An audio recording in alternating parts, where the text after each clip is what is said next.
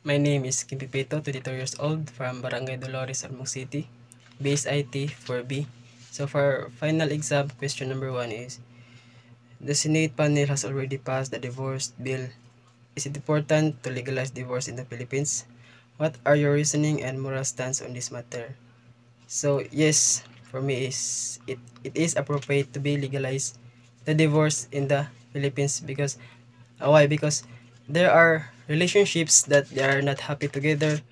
They are they are often misunderstanding or gubot na or toxic na ang ilang relationship nga mag cause og abusive parents, harassment, mga violence, and authoritarian parents, and will lead to lack of love and lack of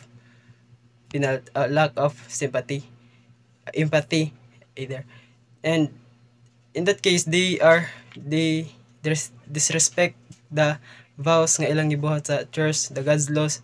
Kay what's the purpose atong ila to ni vow sila ato, but they did not they ila gibuhat ang di mao.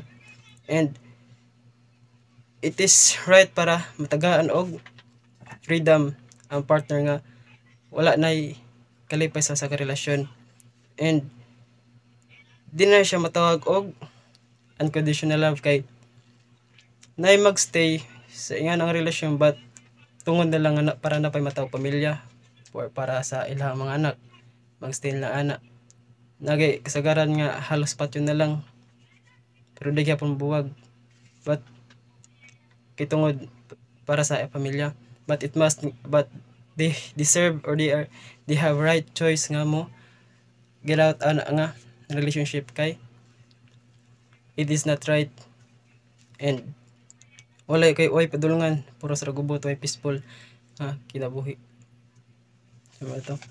And for the number 2 is capital punishment inconsistent with pro-life. What is your objective moral and stand on death penalty? Justify and support your answer arguments in this. So death penalty is a high price because of taking someone's life, but if mag-involve na siya og mga abusive, mga sex harassment, mga unlawful things, is must they will punish equals ilang gibuhat. Okay. Ako resulta is they deserve it sa ilang gibuhat. What's kay kung i-accept ra ang sorry, unsa man pagkakuha og justice sa ilang gipatay or ilang gibuhat atong mga unlawful things is i-accept ra ang sorry. So dapat ma-implement ang death penalty sa Pilipinas kay para ma-minimize or ma-alert ang mga devil people to do unlawful things. And for the number 3 is, should the government program related to war on illegal drugs be continued or not? Explain your ethical judgment on this issue. So my ethical judgment on this issue is, yes, it must to dapat siya continue kay para lang sa safety of public or sa community, kay most of the people nga inga na aware sila sa usa ka lugar nga daghay ni gamit daghay mga gamit og drugs is di sila comfortable nga maglakaw-lakaw sa gawas kay tungod daghan mga crimes nga mahitabo kay tungod sa mga when using a drugs is ma-depression yung pag-unahuna ang imong lawas is di na siya healthy. So na yung mga possibilities nga ikaw nga innocent ka nga magawas-gawas ka sa balay niya kana nga lugar is puno ana nga mga drug user, so di na comfortable, so feel mo di na ka safe.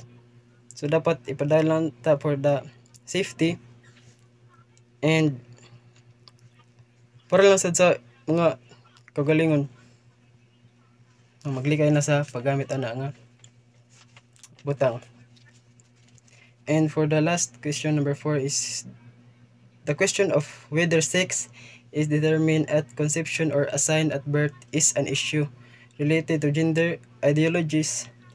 Which of these claims is supported by morality and science? Explain and support your answer. So in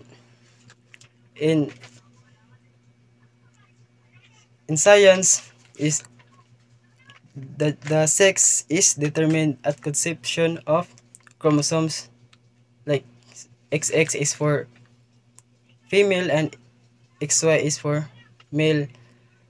So along the as long as the as the sad ang morality is agree kay no matter what that sa kung sa panay magibuhat nga pang babae, if imuhang mga genital parts or parts malawas is pang laki, di jud ka ma tan-aw as babae or if ikaw nga transgender is if kana mo jud ang imuhang kuan, imuhang birth or ang imuhang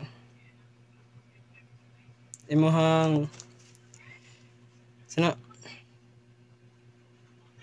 kanang imuhang mga parts is for a man, is di jud ka matawag nga babae bisan pag nakagipambuhat or even though nga mo ni tan-aw sa bang tao sa imuha.